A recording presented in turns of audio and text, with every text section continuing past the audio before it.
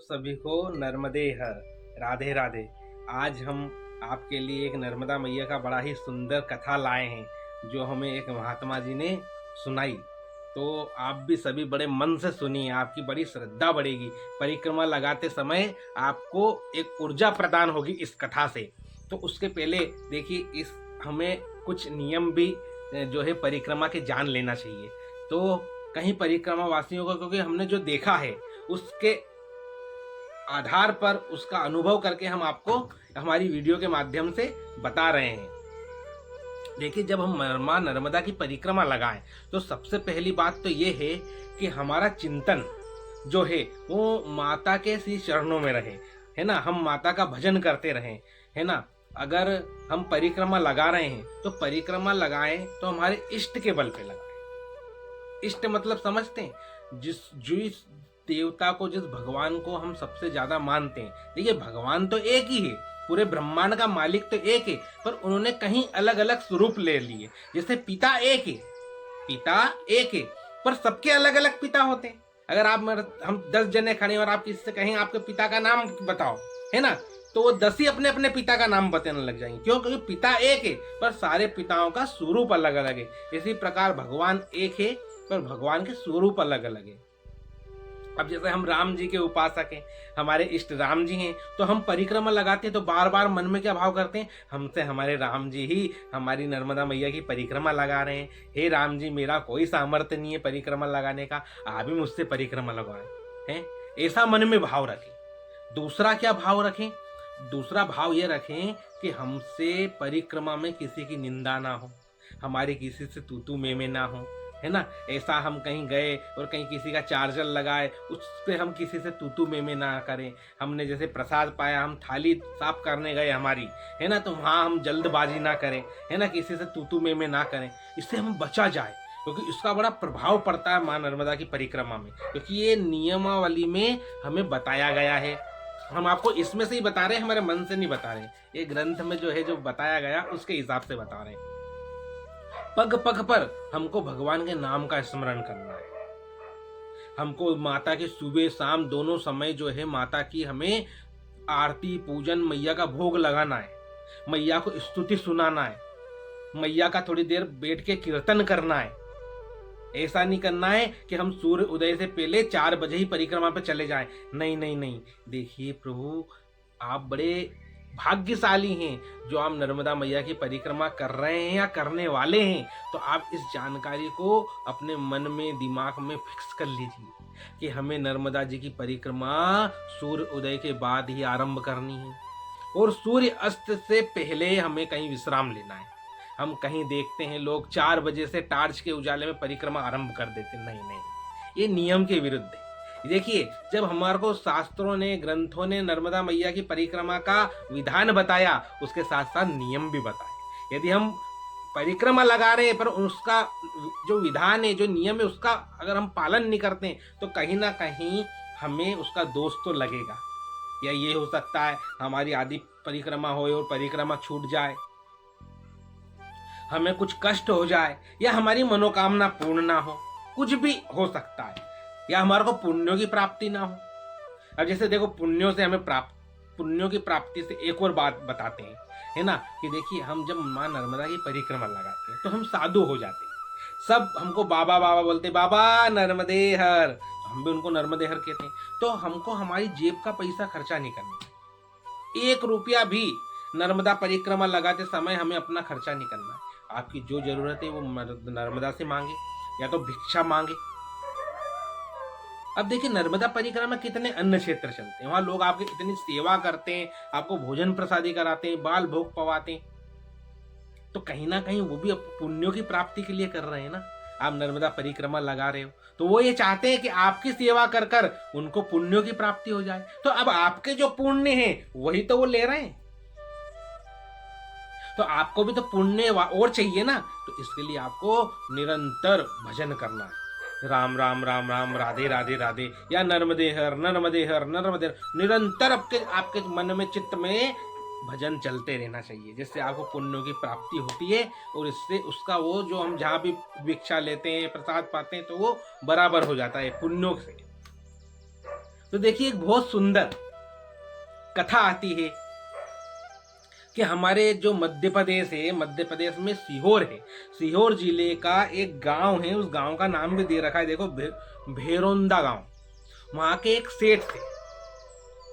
वो सेठ को किसी महात्मा ने कहा कि तुम नर्मदा मैया की परिक्रमा लगा कर आओ।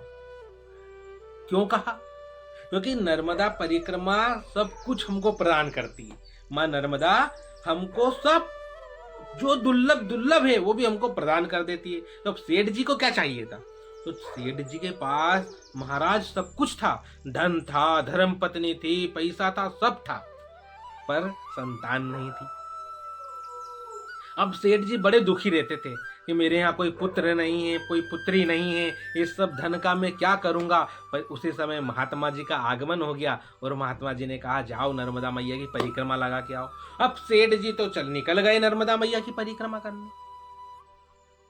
अब जब नर्मदा मैया की परिक्रमा कर कर वापस ओंकारेश्वर आए तो ओंकारेश्वर में नर्मदा मैया से प्रार्थना की, हे नर्मदा मैया, मैंने जिस मनोकामना से आपकी परिक्रमा की, यदि ये मनोकामना पूर्ण हो गई तो मेरे में संतान जो होगी, अर्थात मुझे जो पुत्र की प्राप्ति होगी, मैं उसको लेकर और पूरे परिवार को लेकर आपकी परिक्रमा लगाऊंगा। अब तो नर्मदा मैया है महाराज। नर्मदा मैया ने 2 जुड़वा पुत्र दे दिए। बोलो नर्मदा मैया की जय। हमारी माँ नर्मदा ने उन सेठ जी को 2 जुड़वा पुत्र दिए। उनके पत्नी को 2 जुड़वा बच्चे ने उनकी पत्नी के गर्भ से जन्म लिया। अब तो महाराज का क्या कहना। अरे महाराज को खूब खुशी बना रहे हैं, गांव में मिठाइयां बांट रहे हैं, खूब खुश हो रहे हैं, जय जय कर रहे हैं, नर्मदा मैया की खूब जय जय कर रहे हैं, खूब आनंद हो रहा है अब तो महाराज। समय धीरे धीरे व्यतीत हुआ। जब संतान 5-6 साल की हो गई तो एक दिन माँ ने जो है संकेत किया, कहा कि हे राजन, हे सेठ, जो भी हम कहें हमारी भाषा में, तो उसके मन में भाव आया कि मैंने माँ से कहा था कि मैं मेरे पुत्रों को लेकर परिक्रमा लगाऊंगा। अब तो उस सेठ ने तुरंत अपने बच्चों को, अपनी धर्मपत्नी को बुलाया और कहा कि हम सब माँ नर्मदा की परिक्रमा पे चलेंगे। तो उन्होंने देव उठनी 11 से माँ नर्मदा की परिक्रमा आरंभ कर दी। बड़े आनंद से चारों परिवार के लोग परिक्रमा लगा रहे थे, पर रास्ते में क्या होता है कि रास्ते में बच्चे के पैर में चोट आ जाती है महाराज। अब तो बच्चे से बिल्कुल चलने की नहीं बनती। अब तो क्या करें? तो कभी पत्नी तोक कर चलती, कभी सेठ जी तोक के चलते। अब ऐसे बेचारे दोनों पति पत्नी परेशान हो गए। अरे इतनी लंबी परिक्रमा और 5 साल के बच्चे को तोक कर कैसे चला जाए? ऊपर से इतना सामान भी कंधे पर। अब तो जो सेठ जी थे एकदम नाराज हो गए और कहने लगे, पुत्र को बिठाया नर्मदा मैया के किनारे और कहने लगे, अरे तू सुन, तू मेरा पुत्र नहीं है। वो बच्चा बोला, अरे पिताजी मैं तो आपका पुत्र। नहीं, तू मेरा पुत्र नहीं है, मेरे यहाँ तो कोई संतान नहीं थी, तुम दोनों तो नर्मदा मैया के पुत्र हो, और अब ये पुत्र और ये तेरी माँ, अब तू जान और तेरी माँ नर्मदा जाने, अब हम दोनों पति पत्नी से देखो तोक कर चला नहीं जाता है। बुला तू अपनी माँ को। अब देखिए पुत्र जो था वो तो भक्त था। क्यों? क्योंकि नर्मदा मैया ने दिया। तो वो पुत्र भी पुकारने लगा, हे नर्मदा मैया, हे नर्मदा मैया, रोने लगा जैसे बच्चे कैसे रोते, हे मैया, हे नर्मदा मैया, ये पिताजी कह रहे मैं आपका पुत्र, तो आप आओ ना, मुझे ये दोनों नहीं टोक रहे, मुझसे चलने की नहीं बन रही है। बड़ा रोने लगा। अब जब बच्चा रोने लगा तो माँ से तो रहा नहीं गया। माँ नर्मदा तुरंत प्रकट हो गई। बोलो नर्मदा माई की जय। नर्मदा मैया तुरंत प्रकट हो गई, उस बच्चे को अपने हृदय से लगा लिया और बच्चा तो गदगद आनंद हो गया। कहता, पिताजी देखो मेरी नर्मदा मैया आ गई, हे मैया देखो मेरी नर्मदा मैया आ गई। और महाराज पर देखो आप कितना बड़ा मैया का चमत्कार कि नर्मदा मैया उन दोनों पति पत्नी को, सेठ जी को और सेठानी को नहीं दिख रही और ना उस पुत्र को दिख रही थी। इस पुत्र के पैर में चोट थी, पुत्र को नर्मदा मैया आ रही महाराज। और पुत्र को गोद में ले नर्मदा मैया परिक्रमा नर्मदा मैया स्वयं की परिक्रमा लगा रही जल स्वरूप की। हा हा, कितना आनंद है महाराज, देखो आप। और थोड़ी दूर जब माता का हृदय आया, शूलपाणेश्वर में माता का हृदय है, जैसे ही माता का हृदय में प्रवेश किया उन्होंने, और माता ने उस बालक से कहा कि हे पुत्र अब तुम चलो। और जैसे ही पुत्र को माँ ने अपनी गोद से उतारा, पुत्र तो दौड़ लगाने लग गया, और उस पुत्र का जो भी पैर में मोच आई थी, जो भी हुआ होगा वो स्वस्थ हो गया। और चारों जने ने बड़े आनंद से माता नर्मदा मैया की परिक्रमा पूर्ण करी महाराज। और ऐसा साक्षात चमत्कार हुआ महाराज, हम आपको क्या बताएं। ऐसी ऐसी कथाएं ग्रंथों में दे रखी है, और ये कथा तो ज्यादा पुरानी नहीं है महाराज, क्योंकि ये जो हम आपको एक कथा सुना रहे हैं, ये महाराज जी जो है ओंकारानंद गिरी जी महाराज, पूज्य शंकराचार्य भगवान की परंपरा के महात्मा जी है, उनको परिक्रमा में जो है ये सेठ और सेठानी मिले थे ओंकारेश्वर में। जब परिक्रमा पूर्ण हुई थी ना, तो उन्होंने उनके आश्रम में कड़ाई की थी, वो संत ब्राह्मणों की सेवा की थी सेठ और सेठानी ने। तो ये पूरा चमत्कार उन महात्मा जी को बताया, तो महात्मा जी ने अपनी जो उन्होंने पुस्तक जो लिखी है, इसमें उन्होंने वर्णन किया। तो देखिए आप नर्मदा मैया का कैसा चमत्कार है। तो बड़ी आस्था के साथ माँ की परिक्रमा लगाइए, बड़े प्रेम से माँ की परिक्रमा लगाइए। कोई भी कष्ट आए तो नर्मदे हर, नर्मदा माँ को पुकारिए महाराज, माँ बड़ी कृपालु है। तो आज हम आपको इस वीडियो में इतना ही। कल फिर हम नई वीडियो के साथ आपके सामने आएंगे, और माँ नर्मदा की नई कथा के साथ आपके सामने आएंगे। आपको ये कथा अच्छी लगी हो महाराज, तो हमारे इस चैनल को सब्सक्राइब कर दें, वीडियो को शेयर कर दें, और कमेंट में नर्मदे हर जरूर लिखिए महाराज।